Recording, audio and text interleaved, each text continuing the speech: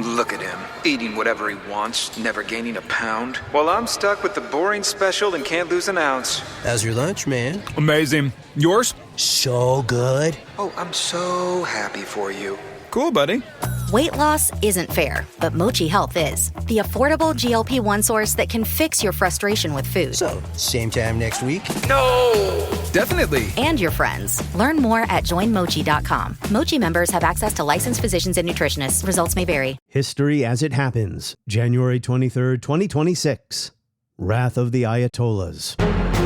Tearful Shah of Iran left his country today on a vacation from which he may never return. Since there have been no opposition political figures to whom the masses could turn, they looked instead to their holy men for political leadership. For Khomeini, the flight from Paris to Tehran marked the end of 15 years in exile. Iranians continue to vote today on the new Islamic constitution, a document that legitimizes the power of the religious leaders and invests in one of them supreme powers. Whereas back in the days of the Shah, there was little suspense at election time. The imposition of Islamic law here has started with an order to women to cover their heads in government offices. Several of the women who stood their ground with considerable courage were stabbed as they chanted slogans for equal rights. This restaurant, under threat, has stopped serving alcohol. There's little question who that one supreme power will be.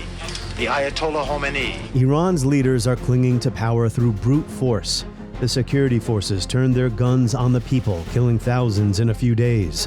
A half-century after the Iranian Revolution, the ideals that inspired it to overthrow a corrupt and cruel monarchy are dead and buried along with the bodies of the clerical regime's victims.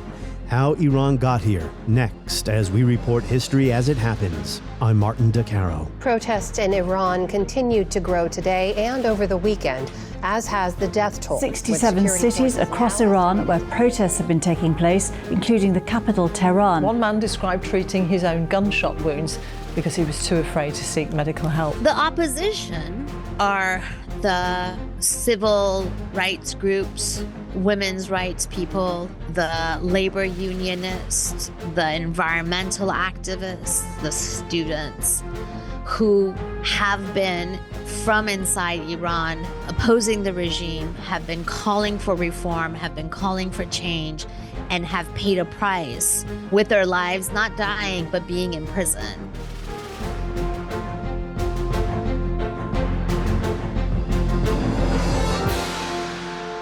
In the spring of 1963, the bazaars of Tehran and other cities began to fill with posters depicting the face of a 60-year-old Ayatollah named Ruhollah Khomeini.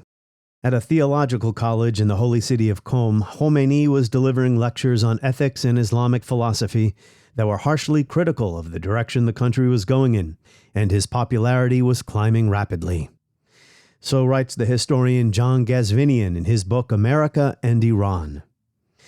From these obscure origins, few outside Iran had ever heard his name, Khomeini would become, less than 20 years later, an international celebrity. Ayatollah Khomeini returns to a country teetering on the brink of civil war. Khomeini was being helped down the steps of his chartered Air France jet to set foot on Iranian ground for the first time in 15 years. A leader of a revolution from his exile first in Iraq but then in France, where reporters could easily reach him and try to have Khomeini explain his motivations and aims, when it wasn't entirely clear that he would become the supreme leader of the world's first Islamic Republic. A victory for the people was how Ayatollah Khomeini described it, his friends and followers clearly agreeing as the 78-year-old exiled Muslim leader emerged from his cottage near Paris after learning the Shah had left Iran.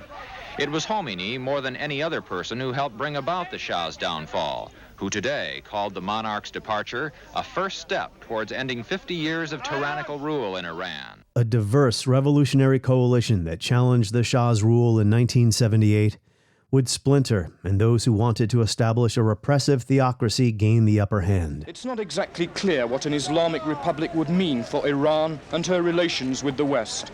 Many here see it in simple terms, as a return to traditional justice and strict morality. But some details are clear. Women, like these students, have been promised by Khomeini that they would have equal rights with men. Although chador, the traditional shroud of modesty, would not be compulsory, there would clearly be strong pressures to adopt it. Khomeini's regime utilized systematic violence to consolidate power throughout the 1980s, while fighting an existential war against Iraq. Despite the vast weight of Iraqi artillery that is pounding at Iranian positions daily, Iran is gradually organizing the defense of what is left. Today, under Khomeini's successor, the Ayatollah Khamenei, who assumed power in 1989, staggering levels of state violence in a country of 90 million people might signal the beginning of the end of the clerical regime. That is, if you accept the argument that spilling so much blood is simply not sustainable, that Iran's government must reform or die. Tehran is facing an unprecedented water crisis. That was the warning from the country's president, as reservoirs that supply Iran's capital have plunged to their lowest levels. Writing for the Times of London, historian Simon Sebag Montefiore says, the Islamic regime may have bankrupted Iran, but it has consistently invested in its repressive organs. 190,000 Revolutionary Guards and 600,000 militiamen who revere Khamenei as a sacred monarch. Most Iranians, he says, despise the clergy and their myrmidons, but a strong 20%, 10 million people, are devotees. He goes on to say, a despotism that retains the loyalty of its security forces is not impregnable. No regime is impregnable, and this one is fatally damaged. But it will not fall until those forces either fraternize, fracture, or run. Writing for The New Statesman, historian Ali Ansari points out that between 2017 and 2026, the disenfranchised Iranian majority erupted into protest 4 times. 3 had economic triggers. All rapidly became political, and all experienced the full force of state violence. He goes on to say that other than prayer and doubling down on an ideology that cannot deliver, the Islamic Republic has few options that don't include its own demise. Fear is dissipating, anger is growing, and the public no longer have much to lose. Even the apathetic are becoming exasperated with a system that seems to offer little but blood. In writing for the Middle East Institute, Siamek Namazi, who spent 8 years in an Iranian prison, says Iran is running out of water, its electricity grid is failing, the state struggles to provide basic goods, let alone repair its international isolation or bring down inflation. For years, he says, the regime defended these failures by pointing to one remaining pillar of legitimacy: security. Well, that pillar is now collapsed, he says. The humiliating outcome of the recent Israeli-Iranian 12-day war shattered the last vestige of the regime's implicit social contract. I will share links to these and other articles in the show notes for this episode and in my weekly newsletter, which is free. Just go to Substack and search for History as It Happens.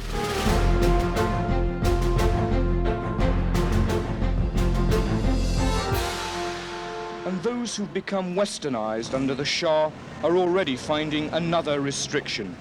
This restaurant, under threat, has stopped serving alcohol. There'd be complete prohibition in an Islamic Republic.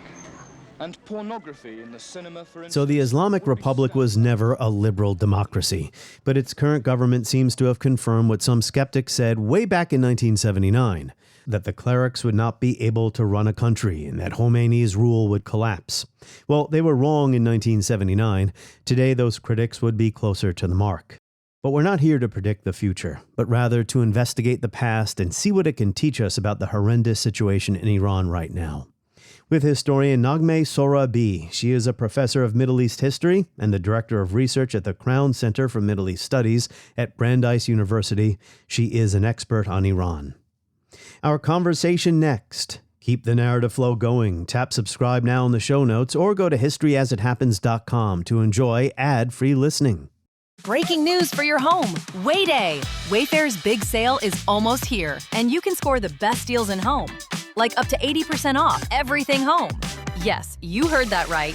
80% off with free shipping on everything. Plus surprise flash deals all Way Day long. We're talking outdoor furniture and essentials, rugs, and more. All at Wayfair, and all up to 80% off during Way Day. Shop Wayfair's Way Day from April 25th through 27th. Wayfair, every style, every home. Naghmeh Sohrabi, welcome to the podcast. Thank you, Martin, and thank you for having me. I can say with confidence that specialists in Iranian history are the busiest scholars in the country right now. For once. Yes. Maybe we should start in 1979 or even a little bit before that. In the years the Ayatollah Ruhollah Khomeini emerged, that was the early 1960s. He was delivering lectures on ethics and Islamic philosophy.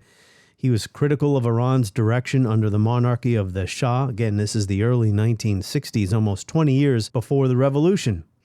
Prior to this, Iranian clerics usually stayed out of political commentary, right? What changed? What led to Khomeini having a platform, to use a modern term? Thank you for that question, Martin. Well, it's not true that clerics, Shi'i clerics in Iran at least, had stayed out of politics. The most famous time in which the clerical body, parts of the clerical body and parts of the merchant class came together in late 19th century, when there was a massive boycott of the use of tobacco, for actually reasons that are quite similar to why Khomeini gave his famous speech in 1964, which is that the tobacco rights had been sold to the Brits. It was a concession that was given, and it was given so that the government could fill in some of its coffers. It was having financial difficulties. And the clerical body, parts of the clerical body, basically came out and declared that the use of tobacco products will be illegal, and not illegal, but will be un-Islamic, as a way of creating a boycott.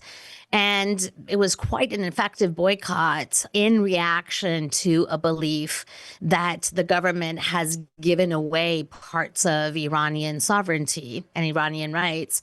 So no, it's not the case at all. But every period, as a historian, you'll hear me say over and over again that the time and the place and the people have specificity. Sure. This is why it's very hard to talk about the Iranian regime as if the government that was in charge in 1979 or 1980 is exactly the same that it's in charge now. It's not, but we all understand that because we would never say that about our own government, sure, right? We would never say that Washington was running the same country in the same manner with the same government as President Trump is today. And I think it's a good thing for us to keep that specificity of time and place in mind. With that said, I think I'll tweak your question a little and say, how did Khomeini, who was a cleric sitting in the holy city of Qom, which is not the capital, and he was a scholar and he had his classes, how did he come to national prominence? And he did so because two things happened one after another. The monarchy, the Mohammad Reza Shah Pahlavi, who's the father of the current person who sees himself as a leader of the opposition, let's call him. His oldest son is still around wanting to return to the country, but go ahead, yeah. Mohammad Reza Pahlavi was basically the king who was in charge in Iran when the 1979 revolution happened. In 1963, there was this thing called the White Revolution, and the White Revolution had 6 points. We're not interested in all 6 points for the purposes of this conversation. Of the 6 points, 2 were very important. The first one was that it top down gave women the right to vote. But even more importantly, it instituted a series of land reforms. Now, I'm sorry for putting my professorial hat on, but what is land reform, right? Very simply put, it is a redistribution of land. What that means is that you take land from the people who have it, in this case, large landowners. And the idea of the land reform was to then distribute it among peasants who were landless. And here the idea was that you would take power away from large landowners, which the Shah at the time saw as a threat to his power, and you would give it to people who did not have land. And in doing so, you would create grateful citizens. So he would simultaneously get rid of a bunch of people that he saw as a threat to himself, but create a bunch of people who he thought would be then loyal to him. In Iran, the clerical class and the merchant class at the time in the 1960s, this has changed, but the clerical class, the merchant class, and the landowning class actually were mixed. Some clerics were landowners. Different groups of people married into each other. So these were very connected. So the land reform was a form of assault against their livelihood. And so Khomeini came out in 1963 and he gave a speech, and he came, not one, but he gave multiple speeches, and he came out against the White Revolution. And he continues to give speeches and remains very politically active, right? In November of 1964, Khomeini gave a very, very important speech. What had happened was that the parliament at the time, the Majlis, which often rubber stamped basically what the monarchy wanted, had rubber stamped a capitulation agreement between the United States and Iran, which very basically said Americans who were in Iran, who were living in Iran, if they committed a crime, they would not be held. They would not be basically tried in Iranian courts, right? So they were above the laws of the country. And Khomeini gave a very important speech in which he said, what does it mean? Why has our parliament, which is supposed to be the House of the People, agreed to the Americans being able to come in and do whatever they want?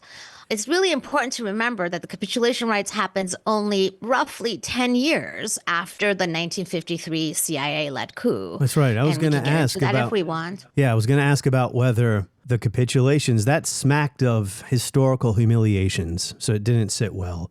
For some it did, but Khomeini was the person who really articulated that. Because this is your first time on the show, you're not used to my style. I often will cite books and read a passage or two since I'm not a historian myself. But I do have John Gazvinian's book, America and Iran, in front of me about the issue of clerics getting involved in politics. He does note here, in 1961, the death of the Grand Ayatollah Hussein Borujerdi, who is the most senior cleric in Iran and a longtime ally of the monarchy for nearly 20 years, he had dissuaded his fellow Ayatollahs from taking activist positions in political matters. His death cleared the path for a more radical generation of clerics.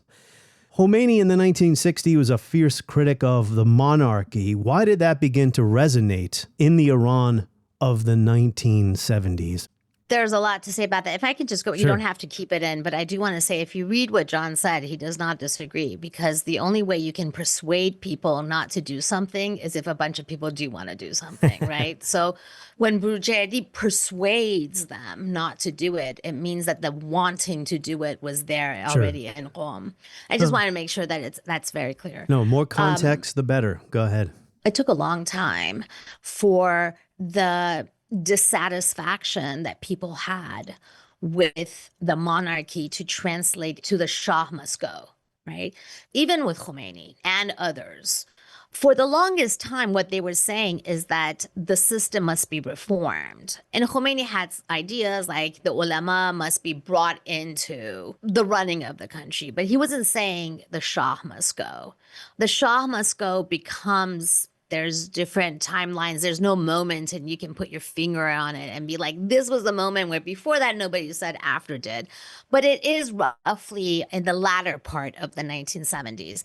And that has to do with post-1960s and mostly post-1950 CIA coup, but particularly in the 60s and onwards, a bunch of things happened. The first thing that happened was that the Shah's pretty modern investment in higher education and educating young people came to fruition. So you began developing a modern middle class that with the money of the monarchy, which is the country's money, if you think about it, it's oil money, was getting educated both inside Iran, but also outside of Iran, and was coming back to the country. But when you get educated, right, your demands are not going to be limited to what your patron told you should be. People were coming in, were getting jobs, but they were also like, wait, I want to have a chance to express my political views. Sure. But while there were job opportunities and perhaps even social freedoms, there was no political freedom. But you had created a demand for political freedom by creating an educated middle class of mostly young people. And, you know, anybody listening knows if you try to tell young people don't say anything, they'll want to say things even louder than they had before. Sure, yeah. So revolutions happen when people's expectations are raised. And not met. Yes, that too. Because if you raise it and then you meet it, you're good. And so you have a pressure building up through that class. Khomeini, it's important to remember that after he gave his capitulation speech in 1964, is then exiled. He first goes to Turkey and then he's in Iraq. Yeah, he spent some time in prison as well. But as you say, the Shah wanted to get rid of this troublemaker, goes to Turkey, but he then migrates to Iraq where he's doing his sermons that are smuggled in written form on audio cassette tapes. and he's becoming such a problem that the Shah has him sent to France, which backfires even worse from the Shah's point of view. Before we get to 78 and 79, though, let's just stay on this thread about what Khomeini was saying and what he believed in, what kind of government he envisioned Iran having, because we're going to try to talk about how this government, there's a regime and then there are individual governments over time, how this has all evolved for the worse over the decades. There's a term, and you will correct my pronunciation, Velayat-e-Faqih. What does this mean? And what did this mean to Khomeini as far as his vision for Iran?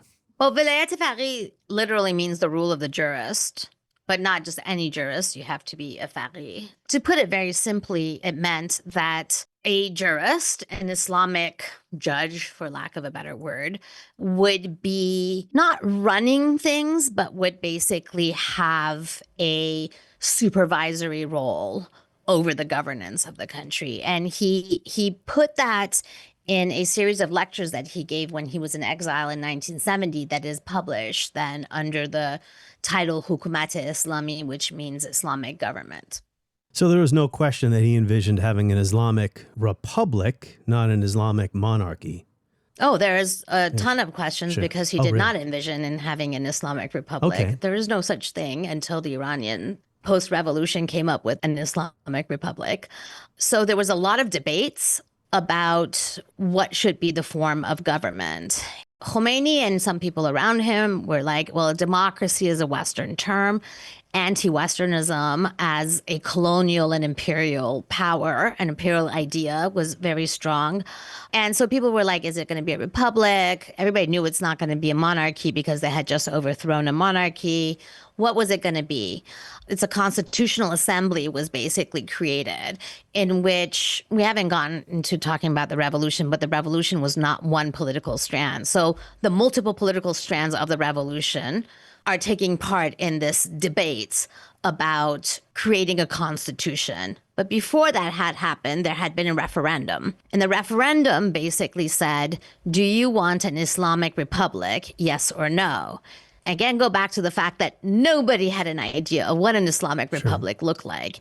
So a month after one of the biggest revolutions of the 20th century, there is a referendum that says, do you want an Islamic republic, yes or no? And nobody knew what it looked like. But what people thought was that to say no meant that they wanted the monarchy back. And so an overwhelming majority voted yes, and they voted yes for not having a monarchy. So in the 70s, why was Islam becoming a growing channel for political opposition? I mean, there was also a communist movement in Iran. They were the people you might call liberal nationalists or a technocratic class, holdovers from the Mossadegh days. Obviously, Khomeini became an international celebrity. He had a receptive audience in his home country for what he was saying. Why was that the case? Because primarily what he was saying had nothing to do with Islam. Primarily what he was saying is that Iranians have the right to determine their own future, and this government, the monarchy, is not doing that. It's selling people's rights, selling people's oil, a puppet of the West. He had an anti-imperialist critique of the way in which the Pahlavi regime was running things. But also it was religious. Religion as a political language is very different than what we mean when we say religious. Nowadays, when we say religious, we mean a certain set of things. But in 1970s Iran, let's just say, but that extends past Iran, religion became the language of politics. And it became a language of radical politics. And I hear radical, I don't mean good or bad. I mean radical as in a kind of politics that was creating, if not a revolutionary movement, but a sentiment of revolt against the Pahlavi monarchy here. But there are a couple of things about Islam at that moment that were very important to why Khomeini could become the leader of the movement. Number one was that he used a lot the notion of social justice. And the notion of social justice was the perfect concept that dovetails into leftist ideas, which are the other really big idea in Iran and globally in the 1960s and 70s. In the 1940s, Iran has the largest communist party in the Middle East is the Iranian Communist Party, the Tudeh. But young people felt that the Tudeh had let them down. And so what springs up in the 1960s, of course, is the kind of revolutionary thought that is best embodied by Che Guevara, which is the notion of armed struggle and a very particular kind of revolution. What do all of these things, from Khomeini to Che Guevara, have in common? They do talk about social justice, right? And social justice becomes a very important notion in a country that is increasingly becoming modernized, westernized. Oil money is pumping into it. And I want to go back to something you said, Martin, which is when you raise people's expectations and not meeting it, and here the raising of people's expectations is that your life is going to be great. All this oil money is coming in.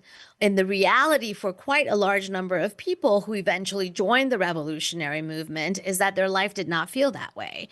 The urban poor, let's say, were not seeing that promise happen. So that's the number one thing that religion did for the revolution. The second thing it did is that it did create this notion of what is the authentic self? The authentic self, because you are, again, going through rapid modernization. There's a sense that you are losing your identity. And what is the authentic self? Here, interestingly, the answer to what is the authentic self was given by this guy named Ali Shariati, who was not a cleric. He was the son of a cleric, but he himself was French educated.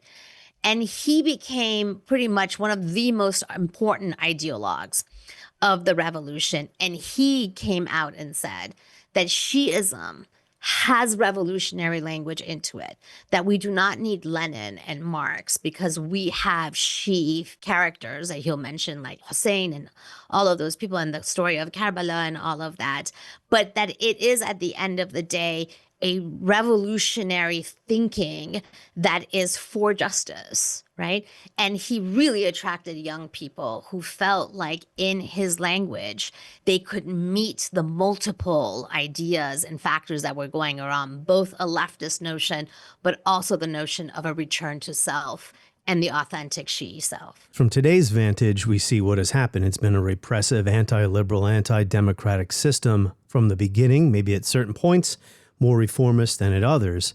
But as you say, Iranians were hoping for a better life. They're hoping for liberation after being under the Shah's iron fist for a long time. I know you can always get in trouble by generalizing, but I think it's correct to say that Iranians were progressive thinking, Western-leaning, modern society of talented, educated people who then welcome Khomeini with open arms. It seems like there's a disconnect there. I spent about an hour watching old news reports from the late 70s about the revolution. It's really striking to see how no one really knew what Khomeini wanted to do upon returning to Iran. So it's a revolution. Sure. Khomeini is the leader, but Khomeini really becomes leader in a sense of a multi-stranded revolution in the fall of 1978. Until the fall of 1978, various groups are involved in the kind of anti-Shah activity, which culminates eventually in the revolution. I can't think of any revolutionary leaders who say, instead of inspiring people to come together and overthrow the system, I'm going to give a 6-point lesson in what I'm going to do afterwards. That just doesn't happen. That's not the nature of revolutions. Are sweeping, they're inspiring, they're about feelings, they're about emotions. They are not about a 5-year plan. After the revolution is when the 5-year plan happens. And so it's not surprising. Okay. I do have to say, you know, the problem with these kinds of journalistic English language or French language reports that are now everywhere on the internet, and they're great because they capture videos and you'll see life in there, is that if you parachute into a country that it's in the midst of a massive moment and you don't speak the language, everything is going to seem confusing to you. Sure. But just because something is confusing to you doesn't mean it's confusing to the people who are doing it. Tashi Tafreshi, a 29-year-old student, said he read the Islamic Constitution very carefully. He doesn't like a great deal of it, but he believes it's a good start. He said it is his opportunity to support the Imam, the Ayatollah Khomeini, for his leadership in overthrowing the Shah. but I'm just vote for Imam because he said yes, and I should follow him. That's my only thing. Yes, you trust. Yes, I trust him. Yes. The conversation will continue. Tap subscribe now in the show notes or go to historyasithappens.com to enjoy ad-free listening.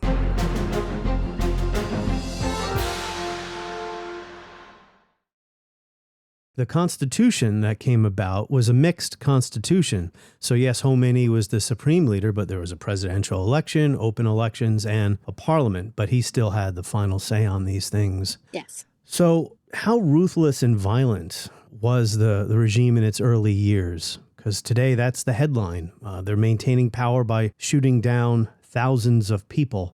What was the situation like after 1979? So after 1979, so the revolution happens in February of 1979, and then you have a period called Spring of Freedom. All the censorship and restrictions and all the things that people had rebelled against go away. Any book you want gets published. People are out in the streets and they are debating what will be the future of the country. The Spring of Freedom begins to go away once they shut down one of the most important newspapers of the period called Ayatollahs for basically criticizing the direction in which things were going. And if I may, I'd like to stop for a second and say it's really, really important, because otherwise we create untruths, to say that there's two things. There's the revolution and then there's the post-revolutionary period. And it was absolutely not foreclosed when the revolution was happening that the post-revolutionary period would look like it does.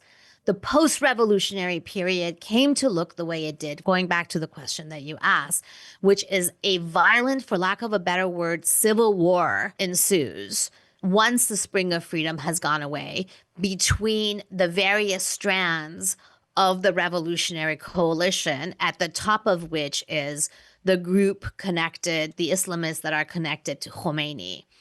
I'm going to open up I'm so sorry for being so specific, but I want to open up another parenthesis and say this is why the whole word, the Ayatollahs, it's an incorrect way of talking about things. Because Ayatollah is a word for someone who is at the top of the clerical pyramid. There are other clerics who are not Ayatollahs. They're Hujjatul Islams and what have you. So when we say Ayatollah, we just mean like the top. It's like saying archbishop instead of saying priest. But it's important for another reason, which is that one of the things that happens in the civil war that breaks down is that Khomeini and his supporters turn against the other clerics who do not agree with the direction that they are taking the country. They believe that they are taking the country towards another dictatorship, and they don't believe that they inspired people and fought for this revolution in order to have yet another tyrannical rule. And I think it's really interesting to remember that this violent period that we're talking about included clerical dissidents who did not like how things were happening. And very quickly they were neutralized, eliminated. They weren't killed, and various things happened to various ones of them. But it wasn't like a foregone conclusion. And in 1979, there was a provisional government headed by Bazargan, and they were doing the day-to-day operations of government. But there was also an Islamic Council. I can't remember the exact formal name. The Revolutionary? Yeah, the Revolutionary Council were thinking about more austere and religious ideas and how to steer society in a more Islamic way. And they eventually got the upper hands, I think that's safe to say, because Bazargan was driven out of power. I guess we could pick up the story into the 1980s. Mass executions in 1988. What brought about that? What happened there? When we talked about the brutal, very violent tug of war, basically civil war that breaks out, one of the things that happens is that the Khomeinyists basically began to systematically suppress and kill various groups. The communists, they come last, but there's this group, the Marxist Islamists, the Mujahideen Khalq, there's the Fada'is, who are secular guerrillas. There's the secularists and all these people, and they imprison them. There is execution for sure, but nothing like what happens in 1988. What is happening at the same time that they're doing internal consolidation of power is that a war has broken out in 1980 between Iran and Iraq. It becomes the bloodiest conventional war of the 20th century. Eventually, Iraq uses chemical weapons. It is a very, very important and often forgotten war in that period. In the 1980s, as the war is going on, these former revolutionaries that were against the direction that the revolution was going are now in prison. Many of them are the group that currently is the Mujahideen Khalq organization, MKO, and they really got the brunt of the brutality of the state. The prisons are full of various leftists and the MKO people. And what happens, which is that in the later stages of the war, at this point, the MKO is in Iraq. Their headquarters are in Iraq. And they basically open up a new front near the end of the war against Iran. That is the excuse for this. That is the trigger, let's say, for this. In an operation, they are fighting on the Iraqi side. They get squashed on the war front. And this idea develops that they are in prison, they are an internal enemy, for lack of a better word. There are many other reasons. There's a very complicated story there. I did not even begin to scratch the surface of why 1988 happened, but that is an element of that story and is the trigger of that story, which leads to basically purging by killing of the prisoners that had been languishing in the prisons in Iran in the 1980s, almost all of them political prisoners. So Ali Ansari wrote a column for thenewstatesman.com where he says the Islamic Republic of today is not the Islamic Republic of 1979 or indeed 1999. In those days, the public still had hope for the future and a belief that reform from within, even if slow, was feasible. But after the crushing of the Green Movement in 2009, he says, this belief dissipated. It was under Ahmadinejad that the authoritarian tendency took a decided turn towards what the political theorist Hannah Arendt would describe as totalitarianism. Would you agree with what he said here, that as time has gone on, public hope for better economic life, political freedom, has slowly and steadily dissipated, but it really accelerated after the crushing of the Green Movement? I think it's very important to remember how incredibly everything changed. And I have a reason why I say everything. I mean to say there are at least three big spheres that we have to keep in mind when we look at Iran from 2009 until today. The first one is the Iranian government, absolutely the biggest actor on this stage. The second thing is the Iranian people and its interactions with the state that keeps changing. And the third thing is the global background, right? What did the world feel and look like in 2009? And what does it look and feel like today? If you think about how these three, each of them have their own vector, they intersect these vectors, absolutely, and then they create a new condition so that the next set of protests lead to a different kind of reaction. You add to that also the fact that you have had a pretty brutal sanctions plan in place since 1979, but it's gotten more and more brutal in the last, let's say, 15 years or so. So you have that. So you have sanctions. Almost like every problem, you have twinsies with them, internal and external, right? You have economic mismanagement and corruption internally, and you have sanctions externally. It's a chicken and egg kind of situation. You cannot say which one is the main thing that is affecting the other one because they're sitting there together, and every time one of them moves, things tighten up a little bit more and make things worse for the population who are stuck in them. I don't disagree at all, but I think that's the first sentence of a much more complicated picture. Sure. It's not like the regime just was, they also didn't want to share any power, but as they kept failing for multiple factors, their own reasons and external ones. Then they kept getting more and more brutal because every time they failed at basically governance, the Iranian system became a little less about governance and a little bit more about survival. So another way of putting it is 2009 to today, you have had governance and survival side by side, But every single time that something happens inside Iran or outside of Iran, the survival aspects of the government eats a little bit of the governance aspect of it, so that today we're left with no governance, just survival. The survival of authoritarian states is a hot topic today. For most people who aren't specialists in Iran who would be listening to this, myself included, might ask, why hasn't the regime, why haven't the leaders moved in a more progressive direction over time? Because that would make them more popular with their own people. Now, the Soviet Union reformed itself out of existence when Gorbachev's political and economic reforms failed to take hold. I don't know if Iran's leaders look at that example. I know that the Chinese leaders have looked at the Soviet Union and say, okay, we're not going there. We're going to keep the grip on the population. You can have economic liberation, but not political liberalization. It's a very good question. The Iranian government, the Iranian system doesn't have to actually look that far, because right or wrong, one of the understandings they have of why they were successful in making a revolution was that the Shah conceded too much to the revolutionaries. Again, this is all conjecture because we do not know. Because I agree with you. I think the rational response at some point has to be, well, let me give a little to get a little. But one of the explanations that people have come up with, which makes sense to me, is that their lesson from the revolution is that the Shah was overthrown by the revolution because he gave in. He left when he should have stayed. There was a shooting into the crowds and the protests, but not as much as he could have. He freed political prisoners in the fall of 1978 and all of that. And so their lesson is, if you give in, it's going to come and devour you. So what is the current government's purpose then? Maybe you can tell us a little bit about the current supreme leader too, Khamenei. What is his purpose here, other than to hold on to power?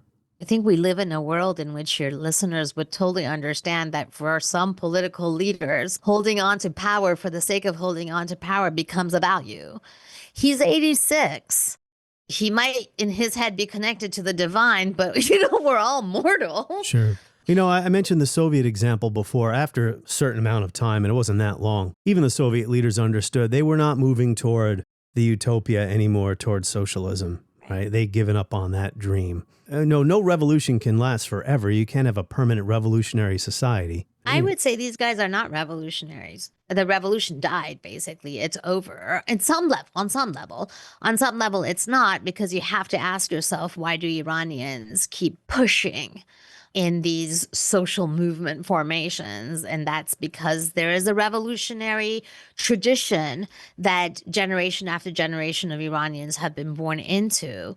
But in many ways, the current government, in every way possible to think about it, the current government does not represent the ideals of the revolution. It is not a government in which distribution of goods and social justice is a value in it. It is not a government in which being against tyranny is in any shape or form a value in it. They verbally say these things, right?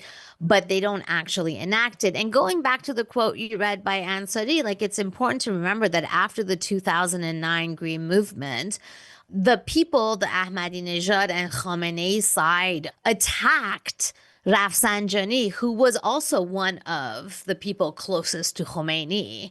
They attacked him because he came out and he said, what's going on here, right? That this is not okay. Karoubi, who was the other candidate that has been under house arrest since 2009, is also a cleric. He was also a part of the revolution. So I would say that Khamenei, among his many accomplishments, is that he's just killed the revolution that gave birth to the system that he is sitting on top of and clinging to. I don't know the future. I'm a historian for a reason, but it does feel that his attitude is, let it burn. I don't know. I don't know why he thinks that, and I don't want to know because I don't want to think like him. Well, there is speculation now among historians like Ali Ansari and others I've read who believe that the regime is now on borrowed time. How would you respond to someone who says, well, they're using violence because this is what their sect or their interpretation of Shia Islam, this extreme interpretation, requires of them? Show me where it says that and give me historical evidence or political or any kind of evidence, because how many people are in the Iranian government? Let's take a number. Shall we say 100,000? Should we say 200,000? There are far more Shiites out there than that number. By that logic, all of them should be committing violent crimes against other people. So, I mean, it's just empirically untrue. What is true is that, and by the way, it's very important to remember that, most of the people committing this massacre against the Iranian people in January, they're men with arms. They're just armed men. They are not clerics. They are not Shiites. That identity just doesn't matter there. They are armed men. Why does Iran have a water shortage? A big driving factor behind these waves of protest, 4 major protest movements since 2017, currency deflation, economic problems, but also a water shortage.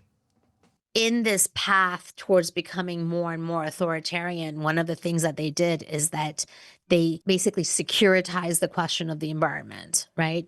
Economic mismanagement of governance. One of the effects that it had was not that a drought was created, but that they were not dealing with the drought correctly. And they made all these experts and people who raised concerns with how the government was managing its environmental crisis, they put them in prison. And in fact, one environmental activist died in prison, and it became a big story several years ago.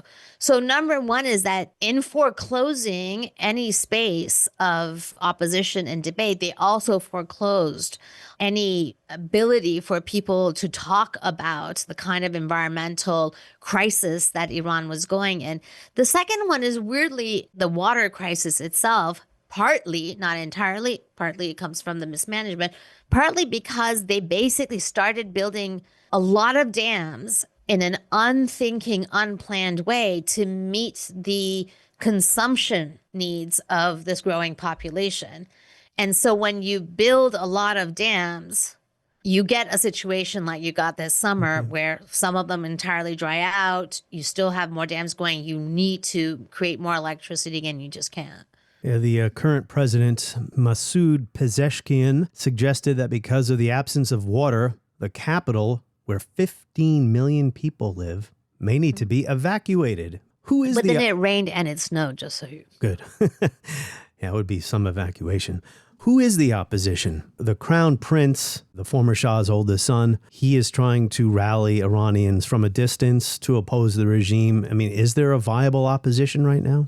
The opposition are the civil rights groups, women's rights people, the labor unionists, the environmental activists, the students who have been from inside Iran opposing the regime, have been calling for reform, have been calling for change, and have paid a price with their lives, not dying, but being in prison. So there is actually, if allowed, there is a lot of people that we can point to inside Iran who would be able to organize, again, if given the chance to, would be able to organize and lead a viable opposition against the current government.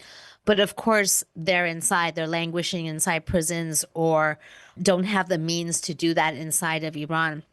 Outside of Iran, the son of the deposed Shah, his name is Reza Pahlavi, has emerged since the 2022 Women Life Freedom movement as seemingly the most viable figure. I think that's just kind of a talking point that people use in the press. I'm not saying he doesn't believe he's viable, and I'm not saying even that people in Iran aren't shouting his name. But I am saying that he has over time become more and more of a voice that is loudest and is heard. But it remains to be seen as things change, how viable he could be. This time around, the protests that happened in Iran happened in December of 2025. It was December 28, 2025, in which the first round of protests happened. Those protests were economic for the most part, and the government actually did not react to them with bullets. What happened was that Reza Pahlavi called for all Iranians to come out into the streets on January 9th, on Thursday, I think, January 9th. Until then, it was sectors and it was all over the country, but it remained kind of had a form of an economic protest. So when he made the call on the anniversary of the IRGC mistaking a passenger plane, a Ukrainian flight that had a lot of Iranian citizens on it, mistaking it for a US missile and shooting it down and killing everybody on board. And that is a very, very, very painful moment. It's an open wound for many Iranians. And so he called for people to come out on the anniversary of that date. And people absolutely did respond to that. And the price that they paid, as you said, is thousands and thousands of dead. I say all of that to say, I think at this point, many people think he's the most viable opposition outside of Iran, but that story has not been fully written yet. And so I think it remains to be seen how things go.